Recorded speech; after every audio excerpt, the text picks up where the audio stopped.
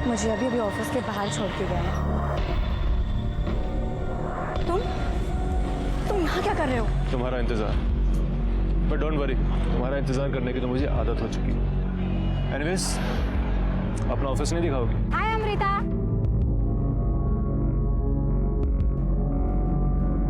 Meet my friend Vikram. Hi Vikram. Hi. Hi Vikram. Hello. मैं तो सोच रहा था कि मुंबई छोड़ के अमृता पता नहीं कहाँ काम कर रही है। कॉफी वॉफी नहीं पिलाओगे? ऑफ कोर्स यार, चलो चलो। तो विक्रम तुम्हारे साथ ऑफिस में था? जी,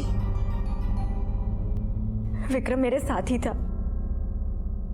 जब मुझे फोन आया कि सब लोग अनिकेत को हॉस्पिटल लेकर जा रहे हैं, विक्रम ने मुझसे कहा कि वो भी हॉस्पिटल चलना चाहता है, पर मैंने उसको मना कर दिया सर, बिकॉज आप तो जानते हैं मेरे इन-लॉज वो मेरे पर कैसे कैसे एलिगेशंस लगाते हैं। इसी वजह से मैंने किसी को नहीं बताया कि विक्रम यहाँ दिल्ली में है। पर आई डोंट नो कि ये बात सपन को कैसे पता चल गई। मैंने उसको रिक्वेस्ट किया कि ये बात वो किसी को भी ना बताए। उस वक्त इतनी सारी चीजें थी हैंडल करने को, सब कुछ इतना कॉम्प्लिकेटेड होते जा रहा था और मैं नहीं चाहती थी कि कॉम्प्लिकेशंस और बढ़ जाए। तो फिर तुम पुलिस को देखकर भागी क्यों थे? सर अमृता ने मुझे बताया था कि पुलिस को हमारे ऊपर शक है, तो मैं डर गया था सर। पुलिस को अमृता और विक्रम पर शक था, लेकिन अमृता के ऑफिस में पता करने पर वहां के स्टाफ ने यही बताया कि विक्रम उस दिन उन सब के साथ ऑफिस में ही मौजूद था जब अनिकेत का कत्ल हुआ। पुलिस को लगा था कि वो ये केस जल्दी ही सुलझा लेंगे। पुलिस को एक जरा सी आस नजर आई थी, लेकिन वो भी गलत साबित हुई और फिर उन्हें उस वाइट गाड़ी का नंबर मिला था जो कि फर्जी था। यहां तक कि उसके आसपास की सीरीज के सभी नंबर खंगालने के बाद भी उनके हाथ सही नंबर नहीं आ रहा। इंस्पेक्टर मलिक के कहने पर बाकी की टीम ने एनसीआर रीजन के रिकॉर्ड्स चेक करने शुरू किए और सीसीटीवी फुटेज और सपन के बयान के आधार पर पुलिस ने उस हत्यारे का हुलिया मीडिया में जारी किया, जिसमें खास तौर पर उस हत्यारे के टैटू को दिखाया गया और पुलिस ने हत्यारे की सूचना देने वाले को 5 लाख का इनाम देने का इश्तिहार भी निकलवाया। उन्हें उम्मीद थी कि इस तरह से जल्द ही कोई ना कोई उनके सामने जरूर आएगा, लेकिन जो उनके सामने आया वो एक बड़ी साजिश की तरफ इशारा कर रहा था। सर एक इन्फॉर्मेशन मिली है। कोई 5 लाख का इनाम क्लेम करने आया क्या? नहीं सर, अनिकेत के कॉल रिकॉर्ड से कुछ मिला है। सर ये देखिए, अनिकेत ने आखिरी कॉल अपने फूफा जी ललित चौधरी को किया था और सर ये ललित चौधरी उस दिन मॉर्ग में भी था। हाँ तो हो सकता है ऐसी कॉल किया हो। इसमें अलग क्या है? अलग है सर ये ललित और अनिकेत के पिता श्याम पहले बिजनेस पार्टनर्स थे। बाद में इन दोनों फैमिली में कट्टर दुश्मनी हो गई पिछले कई सालों से। और सर रूमर्स है कि इस ललित के बेटे अखिलेश ने एक धमकी दी थी कि वो पूरी ठाकुर फैमिली को खत्म कर देगा। चलो जरा इन फूफा जी से भी मिलते हैं, इनके कॉल रिकॉर्ड भी निकलवाओ, पता करें इन फूफा जी की नाराजगी का कारण।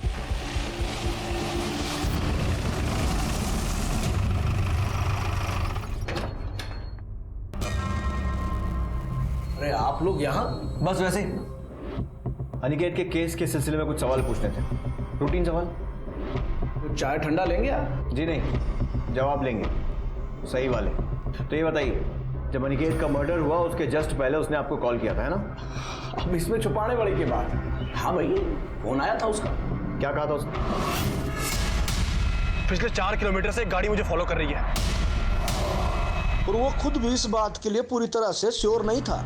उस तरफ से फोन कट गया। मैंने भी बार बार फोन करने की ट्राई की और फोन नहीं मिला। फिर एक मेरा क्लाइंट आ गया, मेरे भी दिमाग से निकल गया। मेरे को तब याद आया जब मेरे एक रिश्तेदार ने फोन करके बोला भाई अनिकेत को गोली लग गई है। मतलब अनिकेत ने अपने परिवार को छोड़कर, बीवी को छोड़कर, दोस्तों को छोड़कर आपको फोन किया ये बताने के लिए कि कोई उसका पीछा कर रहा है। अब क्यों ना हो भाई, फूफा हूं मैं उसका। हाँ, ऐसा फूफा जो उसके बाप का दुश्मन है, जिसने उसके परिवार को खत्म करने की कसम खा ली है। मतलब तकलीफ के समय अनिकेत ऐसे फूफा को क्यों फोन करेगा? तभी ना जब वो तकलीफ खुद फूफा ने दी हो। मारी कुछ समझ में नहीं आ रहा, आप क्या कहना चाह रहे हैं? ये कहना चाह रहा हूँ कि तूने ही अनिकेत को मरवाया है ताकि उसके परिवार से बदला ले सके। तेरा दिमाग ठिकाने है क्या? दिमाग तो तेरा मैं ठिकाने लगाऊंगा थाने ले जाकर। उठाओ इसे।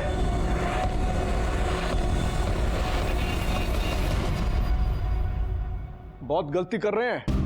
ये देख, ये नंबर जिस पर पिछले महीने तूने 2 बार बात की थी, किसका है? हजारों फोन करता हूं, अब किस किस को याद रखूंगा?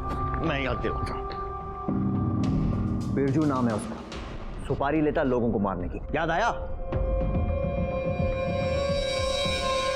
हाँ, वो बिरजू को फोन किया था अनिकेत की सुपारी देने के लिए। और क्या करता मैं?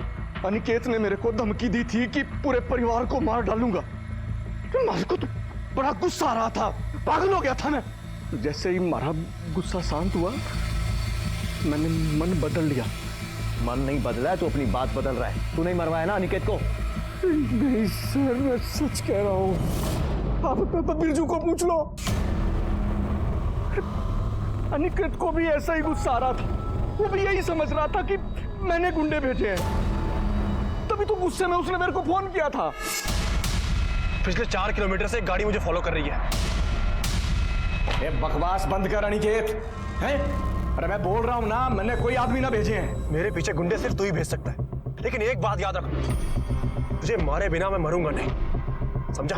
तू अपने इन पचड़ों में ना मारे को मत डाल। और वैसे भी तूने और तारे बाप ने जो है बड़े लोगों का उल्लू काटा है, उनमें से ही कोई होगा। तुझे तो मैं बाद में देखता हूं।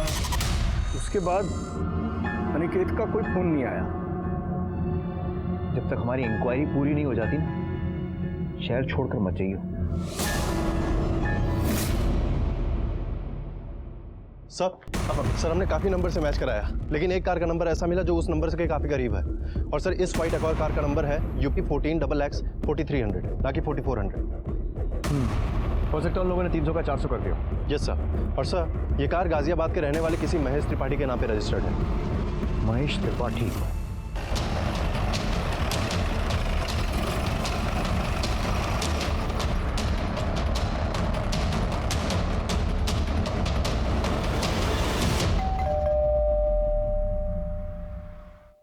महेश त्रिपाठी?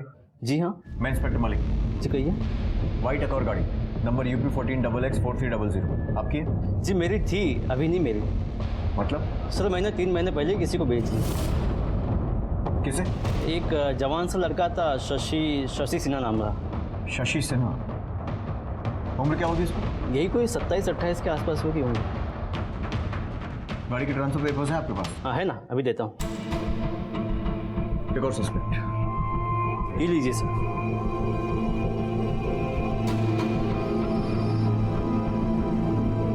ये क्या है?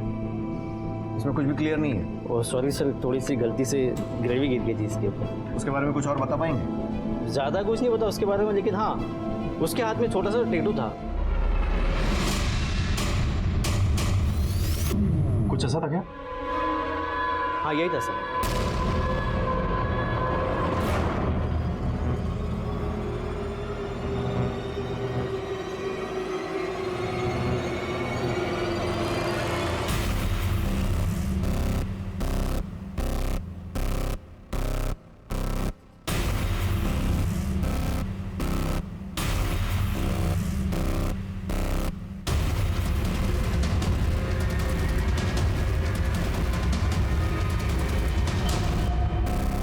मैंने बोला था ना तेरे को। अरे हाँ यार, मुझे लगा था यहाँ कोई नहीं रहता है। 1 हफ्ते से यहाँ बाहर भी बहुत कम निकलता है।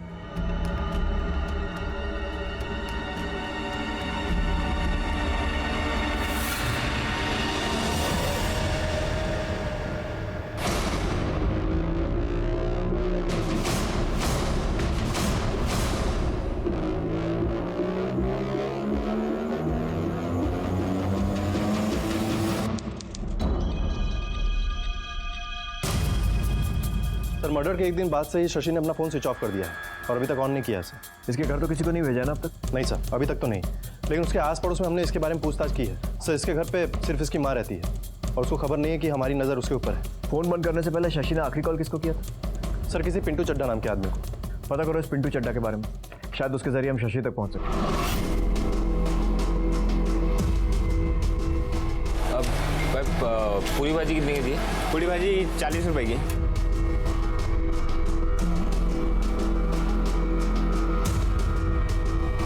अब समोसे 10 रुपए का एक देना।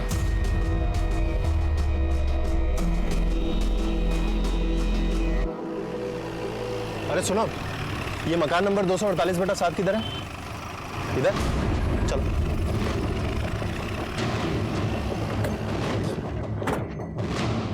इस बार कोई गड़बड़ नहीं होनी चाहिए। ये पिंटू चड्डा मुझे हर हालत में चाहिए। हो सकता है यही हमें शशि तक पहुंचाए। घर के पीछे वाले रास्ते पर भी नजर रखो, कहीं भागने की कोशिश न करें। सब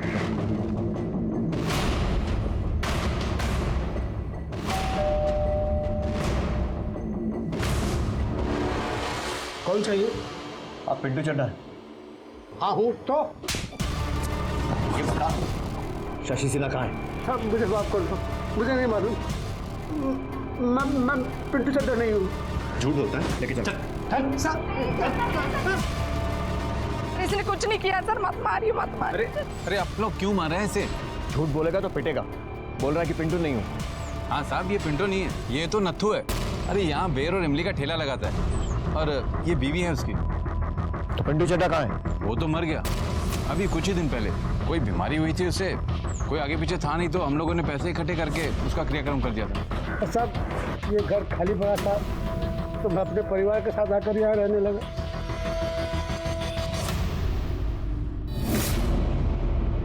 पुलिस को लगा था कि वो पिंटू के जरिए शशि सिन्हा तक पहुंच जाएंगे, लेकिन पिंटू की मौत के साथ वो उस आखिरी कड़ी को भी खो चुके थे। इस केस के दौरान पुलिस के सामने पहलू तो कई आए थे, लेकिन सभी गलत साबित हुए। लेकिन पुलिस शशि सिन्हा तक पहुंचने में कोई गलती नहीं करना चाहती थी, इसलिए इंस्पेक्टर मलिक ने मृत पिंटू चड्डा के बारे में और पता करना शुरू किया। उन्हें पक्का यकीन था कि पिंटू चड्डा के तार कहीं ना कहीं शशि से जरूर जुड़े थे। और वहीं दूसरी तरफ पुलिस 24 घंटे शशि की मां पर नजर रखे हुए थी।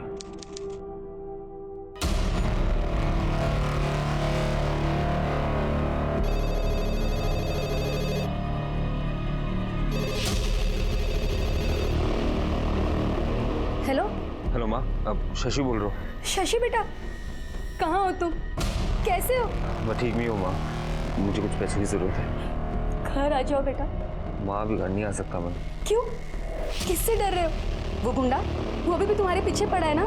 माँ, ये सब मैं अभी बता नहीं सकता। आप ना मेरे लिए कुछ 10-15 हज़ार का जुगाड़ करके रखना, ठीक है? अब मैं आपको फिर से फोन करता हूँ।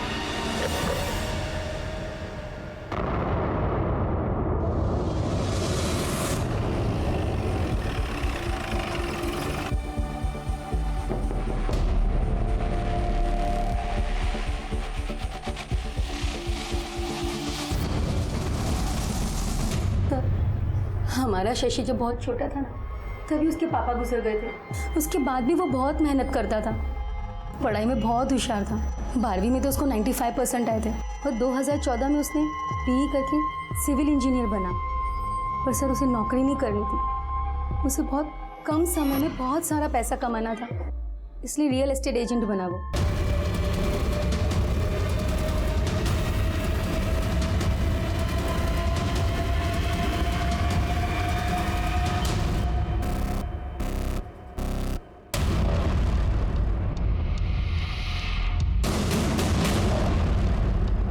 और फिर उसने ढेर सारे पैसे कमाना शुरू कर दिए। सर, शुरू में तो सब कुछ ठीक चल रहा था, फिर उसने एक फ्लैट की डील की जिस पर केस चल रहा था।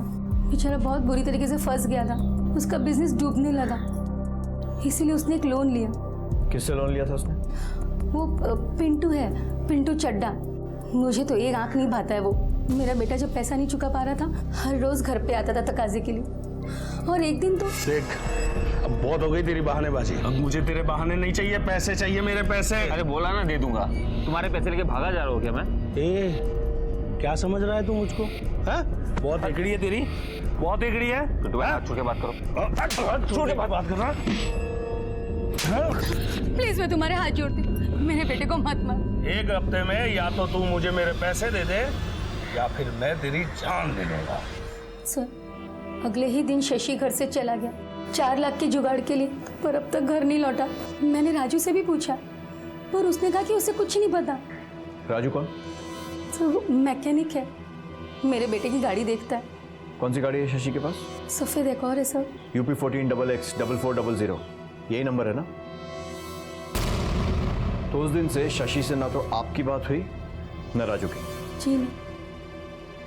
आप एक माँ हैं, अपने बेटे की खातिर कम से कम आपको झूठ नहीं बोलना चाहिए। सर, उसका फ़ोन आया था पैसों के लिए, वही तो वो बोल रहा था। मैंने उससे पूछा भी कि क्या वो गुंडा उसका पीछा कर रहा है, उसे परेशान कर रहा है, लेकिन उसने मुझसे कुछ भी नहीं कहा। सर प्लीज़ मेरे बेटे को बचा लीजिए। देखिए फिलहाल हम लोग जा रहे हैं, लेकिन हमारा एक आदमी 24 घंटे आपके घर पर नजर रखेगा। आपकी फ़ोन कॉल भी रिकॉर्ड होंगी और मुझे पूरी उम्मीद है कि आप अपने बेटे को ये नहीं बताएंगी कि पुलिस को उसकी तलाश है, क्योंकि अगर आपने ऐसा किया तो आप और आपका बेटा दोनों बहुत बड़ी मुसीबत में पड़ सकते हैं।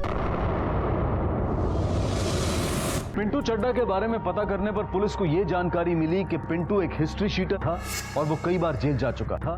और आखिरी बार जब पिंटू जेल गया था तो वहां वो एक दूसरे अपराधी धर्मपाल शर्मा यानी कि धर्म के काफी करीब आ गया था। और जेल से निकलने के बाद भी पिंटू अक्सर फोन पर धर्म से बातें किया करता था। अब पुलिस ये शक कर रही थी कि हो सकता है कि धर्म, पिंटू और शशि मिले हुए हों और ये कोई गैंग है जिन्होंने ये हत्या सुपारी के लिए की हो। इसलिए पुलिस ने धर्म को ढूंढना शुरू किया ताकि वो धर्म के जरिए शशि तक पहुंच सके।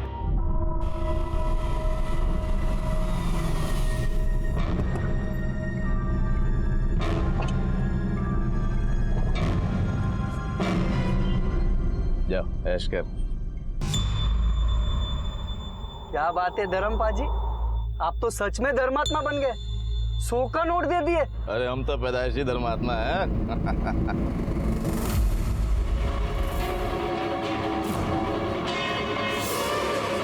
नीचे कर, नीचे कर काट। अब बुद्ध क्यों बनाया जल्दी भला। पुलिस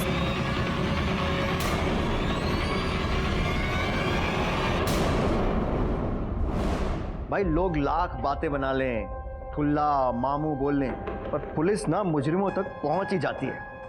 अच्छी बात है ना, पर पता पुलिस की बुरी बात क्या है? मारती बहुत है। और हमारे पंकज को तो खास मजा आता है मुजरिमों को मारने में। तो मार खाने से बच जा और अनिकेत के मर्डर के बारे में सब कुछ सच सच बता दे। माता रानी दी सो साहब, मैंने कुछ नहीं पता। हाँ साहब, है जरूर है कि मैं चोरी की कारों का धंधा करता हूँ और ये चोरी की कारें खरीद के ये शराब माफिया और क्रिमिनल गैंग को बेचता हूँ। और पिंटू, उसका क्या लेना देना है इस सबसे? साहब जी, जब भी कोई क्लाइंट ये गड्डी वड्डी का ऑर्डर करता है तो वही सादा पिंटू यो गड्डी का बिगाड़ करता है। मतलब पिंटू तेरे लिए चोरी की गाड़ियां सप्लाई करता था? हाँ जी। आखिरी कौन सी गाड़ी का ऑर्डर दिया था तूने उसे? फॉर्च्यून गड्डी का साहब। एक ड्रग डीलर ने मैंने ऑर्डर किया सी तो मैं पिंटू ने किया कि वैसे ही फॉर्च्यून गड्डी का जुगाड़ करने वास्ते मैं पैसे भी दिते साहब उन्होंने 6 लाख रुपये। फिर कुछ नहीं साहब, मेरा कोई वापस कॉन्ट्रैक्ट वॉन्ट्रैक्ट होया नहीं। मैं सोचा कि वो गड्डी का जुगाड़ करने वास्ते लग्या होया है। फिर मैंने कल ही पता चलिया कि मर गया हो। शशि सिन्हा को जानता है? नहीं जानता है साहब, रब दी सो नहीं जानता।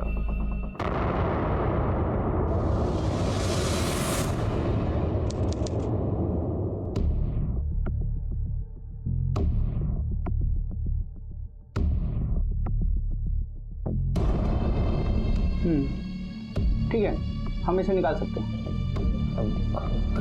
कितने लगेंगे? तकरीबन 2 लाख।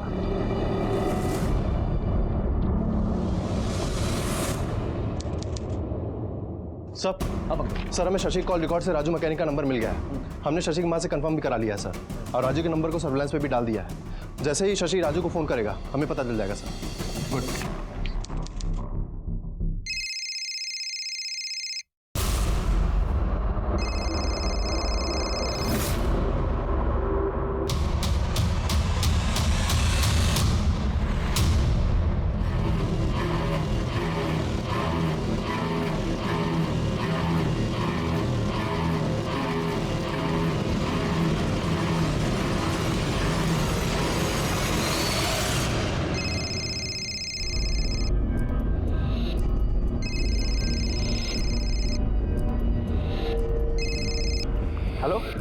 हेलो राजू, शशि बोल रहा हूँ। शशि, अरे कैसा है तू? मैं ठीक हूँ, तू कैसा है? अरे मेरी छोड़, तू अपनी बताना, तू कैसा है? अरे राजू, बहुत बुरी तरह फंस गया हो यार। मुझे मेरी गाड़ी बेचनी है, 2 लाख से ऊपर कुछ भी चलेगा। अच्छा ठीक है, तू घबरा मत, तू ना गाड़ी लेके सीधा मेरे पास आ जा। हाँ ठीक है चल बाय।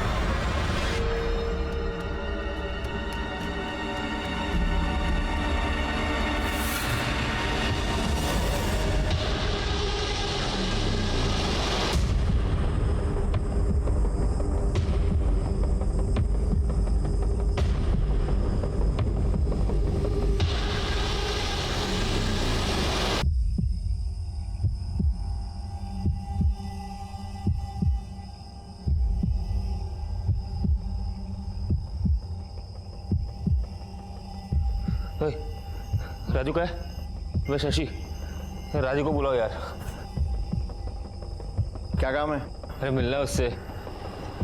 पहले हमसे तो मिल लो।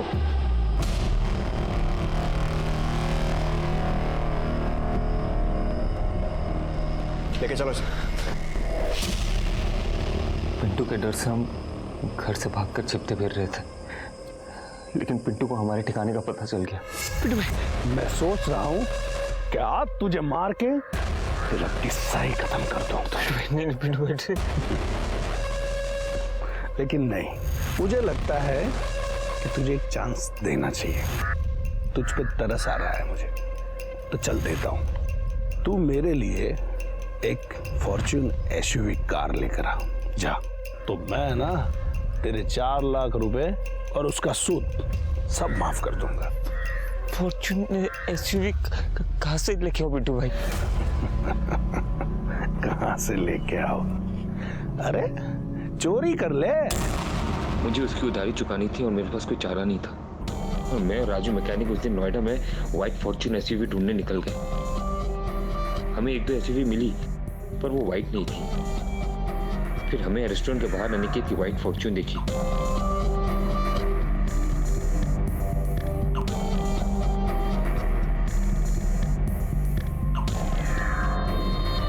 ये देख एकदम नया माल है। हाँ ये चलेगा यार।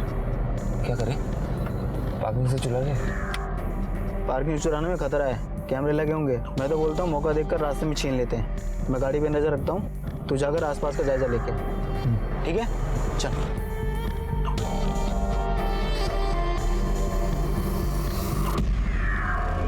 तो तू सही मौके की तलाश में बैठा था कि उसे मार कर एसयूवी चुरा ले। नहीं सर, हम उसे मारना नहीं चाहते थे सर।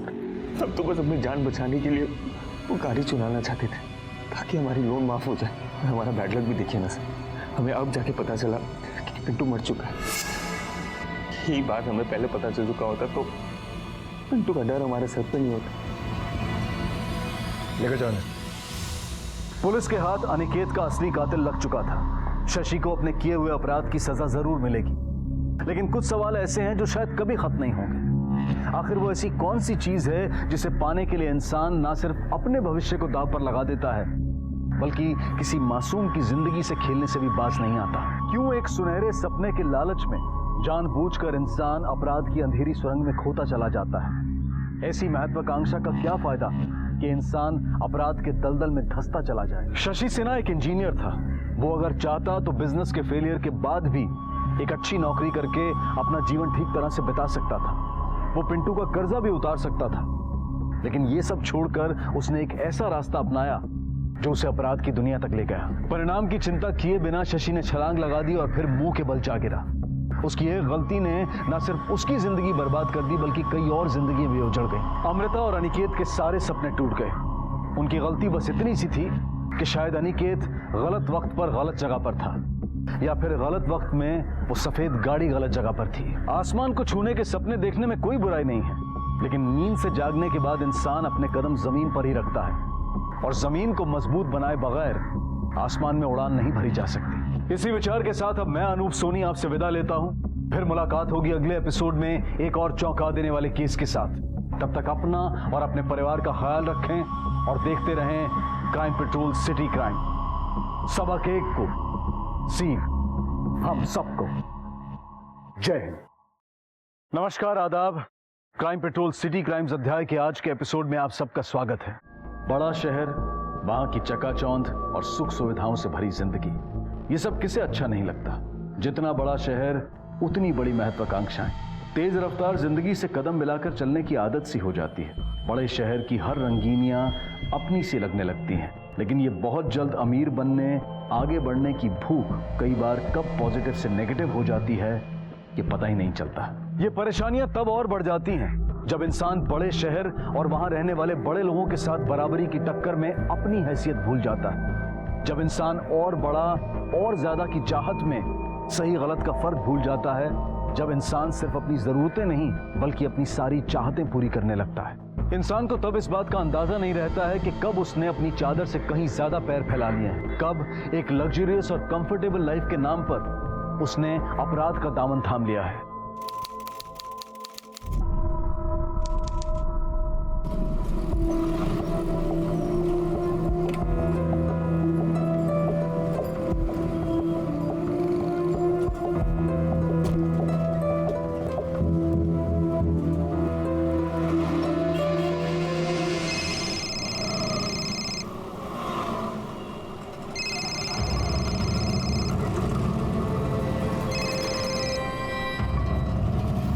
अनिकेत मुझे अभी ऑफिस के बाहर छोड़ के गए हैं।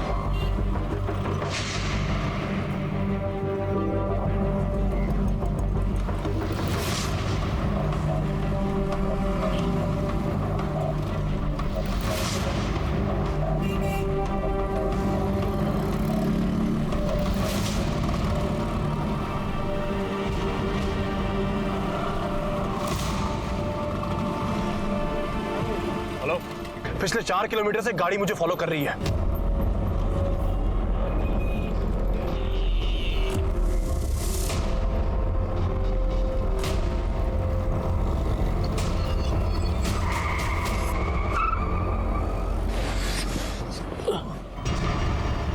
अनिकेत,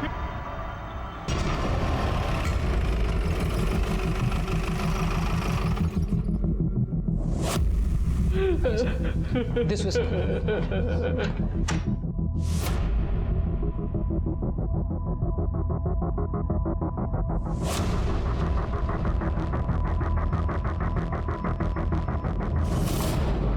सर, विक्टिम को जब यहाँ लाया गया था वो ऑलरेडी डेड था। मुझे इसकी डिटेल रिपोर्ट चाहिए। Sure sir. इनके साथ कोई और है? हाँ सर, बाहर बेटा।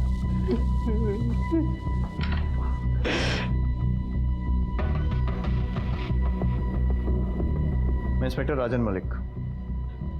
आप इनके साथ थे? जी सर, मैं और अनिकेत दिल्ली जा रहे थे। आपका नाम? सफर मुखर्जी। सर, अनिकेत मेरा बेस्ट फ्रेंड था। आप दोनों दिल्ली क्यों जा रहे थे? सर, मैं और अनिकेत एक नया बिजनेस स्टार्ट करने वाले थे, उसी के लिए ऑफिस स्पेस देखने जा रहे थे। सर, मैंने अनिकेत और उसकी वाइफ अमृता ने अभी लंच किया। उसके बाद हमने अमृता को ऑफिस ड्रॉप किया सर। कहाँ है अनिकेत? नमन बोलो ना, अनिकेत को क्या हुआ? बोलो क्या है वो? अनिकेत, नमन, अनिकेत। ये अनिकेत की वाइफ है? जी सर। अनिकेत, अनिकेत, उठिए ना, अनिकेत उठिए ना। क्या हो गया आपको? नमन क्या हुआ इनको? अनिकेत, अनिकेत।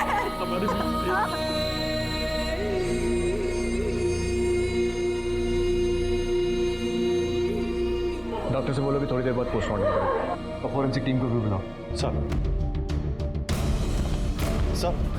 सर वो रही गाड़ी।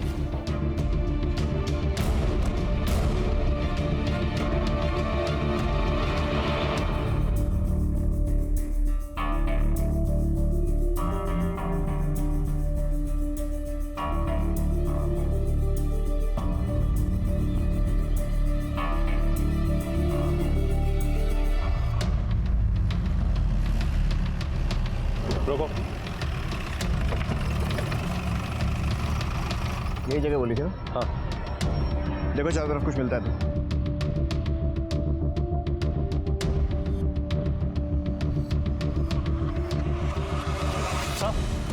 सर ये देखिए, बुलेट।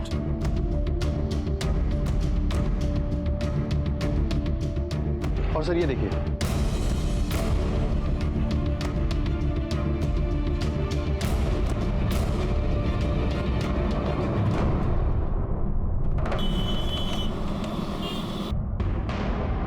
सर अनिकेत की एसयूवी जिस रास्ते से आई थी मैंने उस पूरे रास्ते की सीसीटीवी फुटेज मंगा ली है।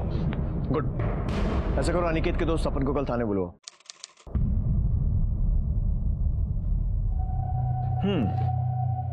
तो मतलब कई किलोमीटर तक एक गाड़ी तुम लोगों का पीछा करती है पर तुम्हें इस बारे में कुछ नहीं पता।